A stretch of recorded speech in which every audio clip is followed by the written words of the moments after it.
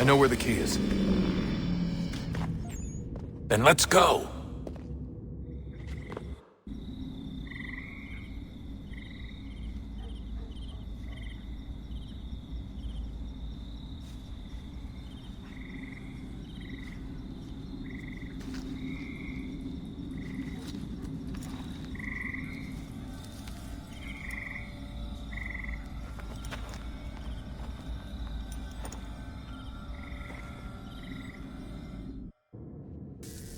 All right, time to see what's inside.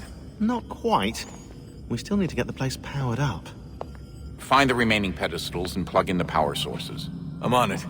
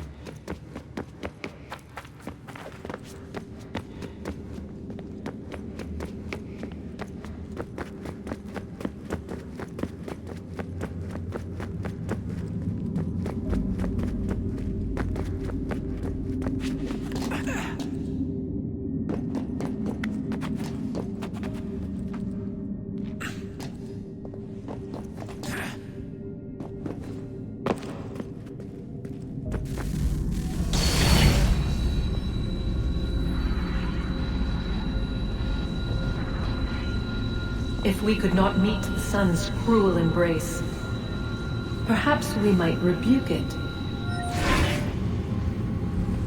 Already we could generate the fields to protect us in times of strife. But these were small and simple things. To replicate them on a scale the size of a world, we lack the energy to make it so. Half the world, they said then. It is better than none at all. We tried. Again, we failed. A quarter, they asked. Even this we could not do. A sixth, an eighth, a tenth, they cried. The answer was still the same. Perhaps in time a city might be spared. But it was time we did not have. So we moved on.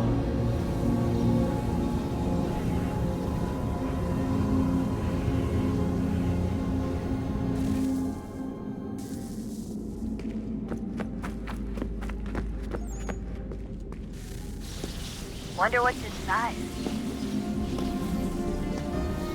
Only one way to find out.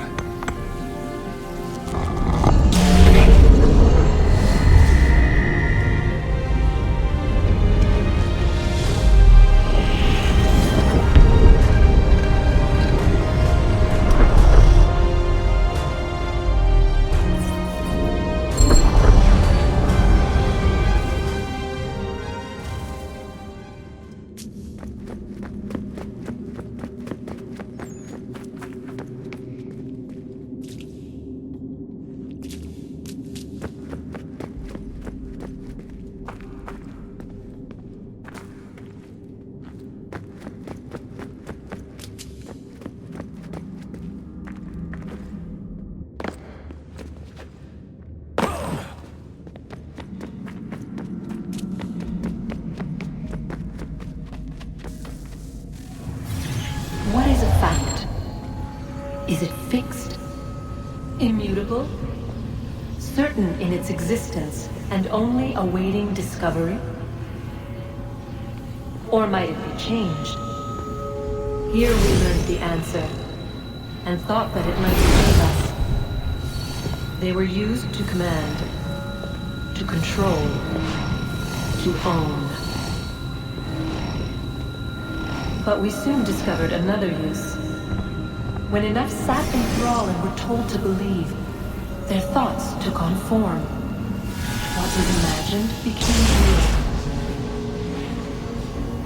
If 100 minds could wish away a wall or create a tree, what might 1,000 do? 10,000? More? Might we change the consensus and will the thread away? We resolved to send one into the sky where it might illuminate us all. Once placed, a sentence would be uttered. Make us safe. In this way, we would change the consensus. We would save the world. But it never came to be. We sent a dozen of them skyward, but there was no way to maintain control, to direct the beam, to enthrall the world, to speak the words. Though this was strange and dangerous, what we tried next was worse.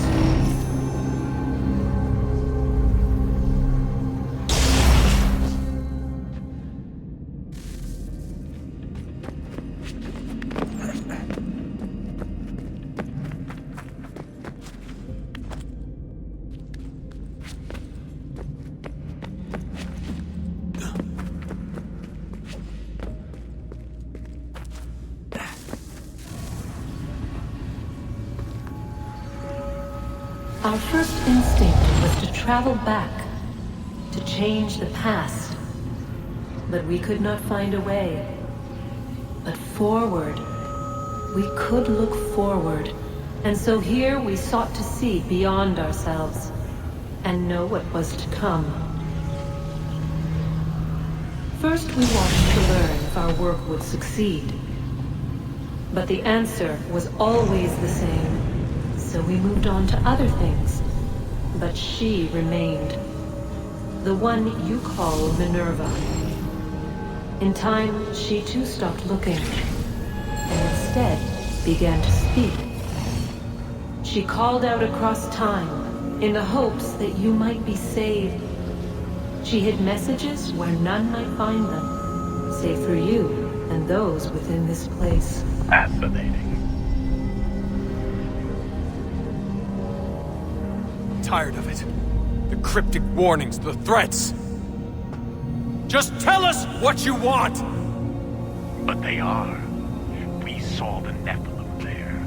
We seemed like grasshoppers in our own eyes, and we looked the same to them. Imagine trying to explain all this to a 2-year-old, to a grasshopper. When they said the will of the gods was unknowable, they meant it. Literally. I killed her, you know. I killed Lucy. It was the apple, son. It was Juno. I saw what she was. What would happen if I let her live? I could have stopped myself. I mean, there was a force there. But I didn't have to. I chose to.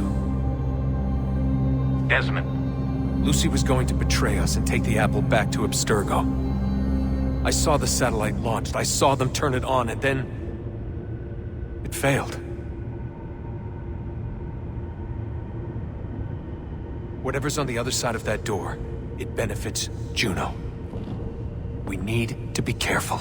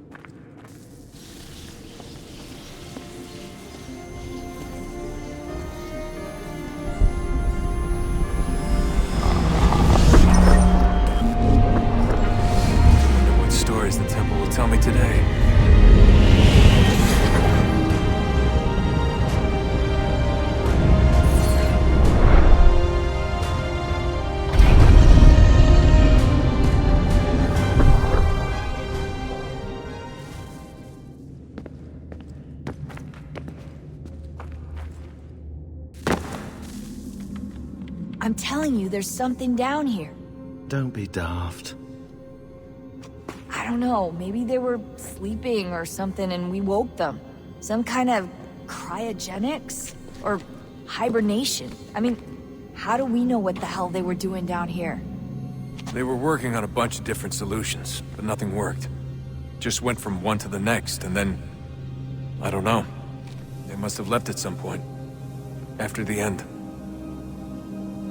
I wonder what the world would be like if they'd succeeded. I'm more concerned about what it'll be like if we don't. Salvation. They found a way. Too late for them, but not for you. Sealed to protect it.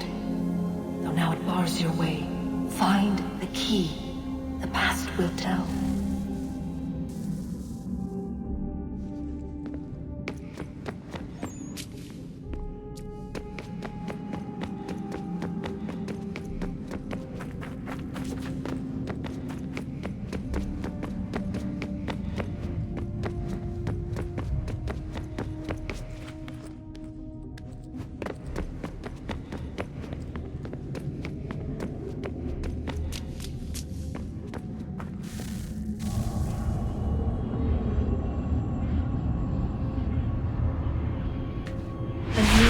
Approached, one that was dark and cold. It would consume us, for we were flesh, and flesh is frail. Though suits and shields might offer comfort, such adornments would not suffice, not to save us all. So we sought to change what we were. In this manner, we might thrive in a world made poisonous. It was Aita who volunteered to see if it might be done. Aita, my husband, my love. In the end, it changed him, ruined him. He was made a prisoner of the machines. The body might survive, but his mind became brittle to the touch. He begged me for release, for days, for weeks, for months.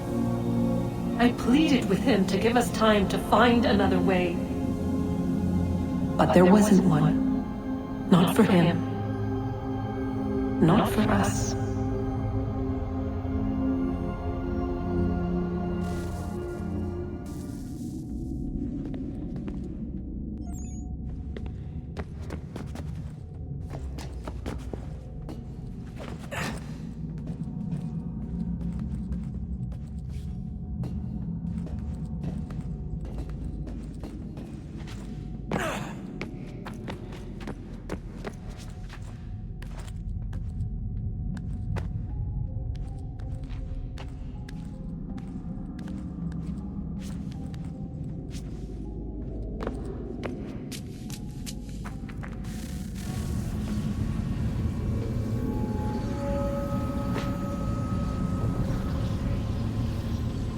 What is consciousness but a series of electrical impulses? And the body a vessel to hold these sparks. But it is weak. In time, it decays and crumbles into dust.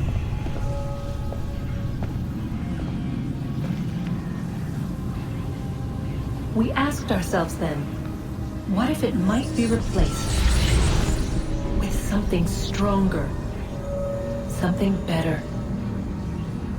So we forged a new vessel, one that might endure. It proved easy enough to enter.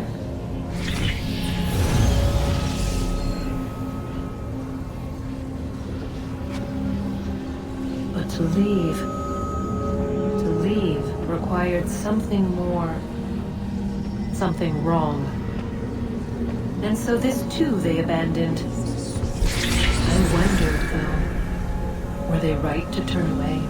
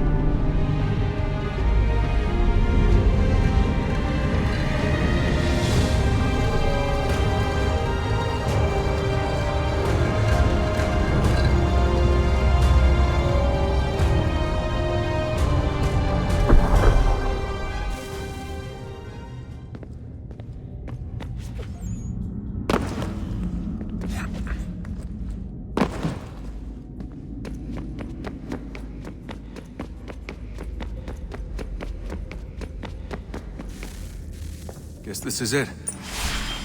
We're right behind you.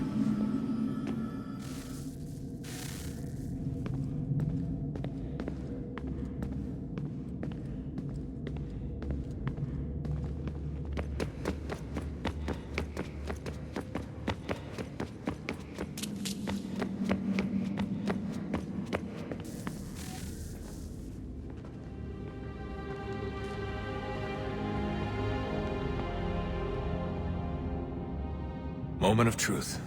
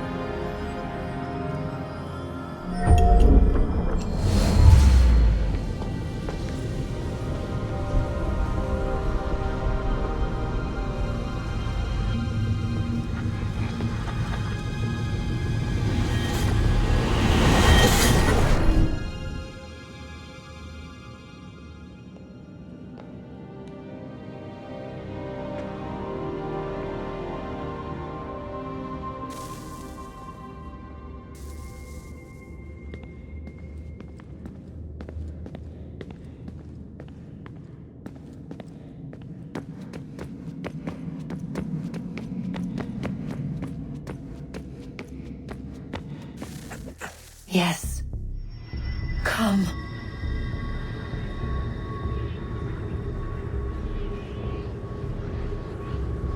Here, at last.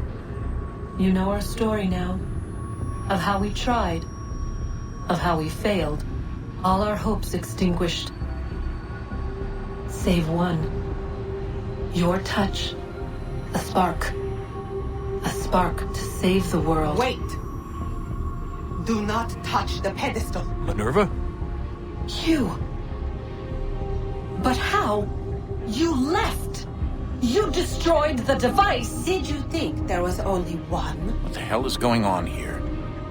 You must not free her. Free her? Juno dwells within these walls, awaiting release. I will explain.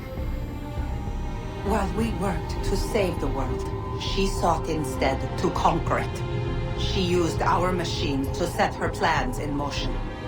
Divination through numbers. There is a pattern to existence. To comprehend the calculations is to tame time. This was my focus. And so I built the eye to aid us. But she turned it towards her own ends. When we discovered her treachery, we put a stop to it. And then we left. But first we called to you, that you might try again. We thought it would be safe with her gone. Now I see we were deceived. She survived, she endured, and then she began to work. For centuries, Tinia and I walked the world, hoping to rekindle the spark of civilization. We shared what we knew as best we could. We were not the only ones, but for all the power we wrought, still death would claim us. But before it did, I would have one last look to know if we had succeeded. That's how you're here now? I had hoped you might find this place and finish our work. But it is too late. You and the Templars have squabbled over our refuse. You have wasted centuries, and so you have lost your chance. You cannot hope to stop the end now, Desmond. Only to survive. She's lying! Only touch the pedestal and the world will be saved. Better the world burn than she be loosed upon it. Is that so? Show him then. But he will not understand. It is complicated. It is... Show me. If you heed Minerva, the sun will have its way. The ground will crack and spit fire into the skies. All the world will burn. But this does not end the world, merely heralds its arrival. Darkness follows. Then you emerge, resolving to lay a foundation that such a tragedy does not befall the world again. You will become a symbol to those who survive. Hope, knowledge, determination. You will inspire them to rebuild, to thrive once more. And as the world heals, so too will humanity. But you are just a man, frail and mortal. You pass from the world, leaving behind only a memory. A legacy. You will be remembered first as a hero, later as a legend, and in time, as a god. It is the cruelest fate to have written words that meant well, and see them made wicked and unwise. What was meant to encourage life, used instead to justify taking it. And so now you see that what was shall be again. So tell me, how is this better?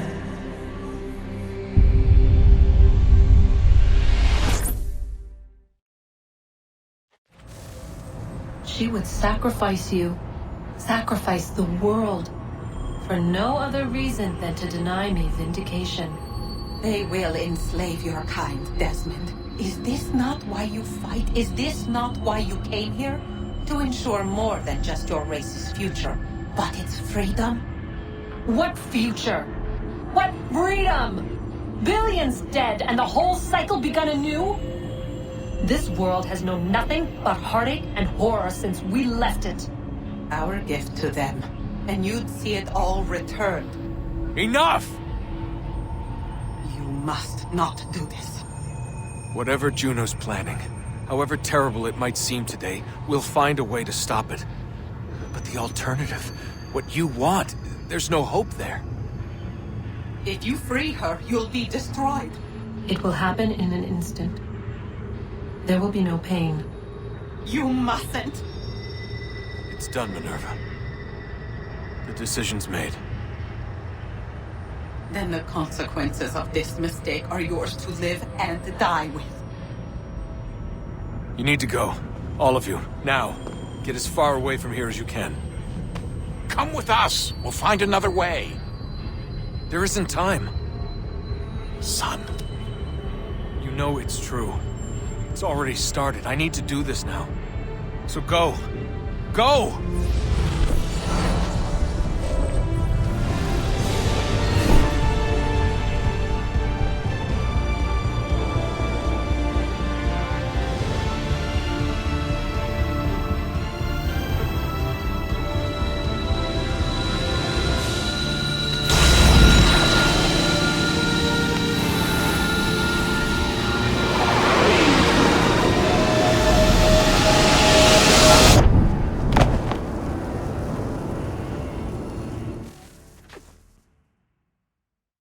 It's some sort of global aurora borealis. Never seen anything like this before. Eyewitnesses describe electrical storms and erratic displays of unusual weather. Residents are being asked to remain inside and wait for geological surveys are now reporting seismic activity throughout the Ring of Fire. Northeastern Canada is said to be experiencing the largest on record. Satellites and transformers are failing as the flare increases in intensity. Worldwide reports of blackouts seems to be receding. Residual seismic and volcanic activity is being reported, but nothing approaching earlier levels. Obviously, it'll be a while before experts are able to assess the full extent of the damage caused by today's event. But it appears the worst is behind us. We'll be sure to bring you more as this story develops. It is done. The world is saved. You played your part well, Desmond. But now it's time that I played mine.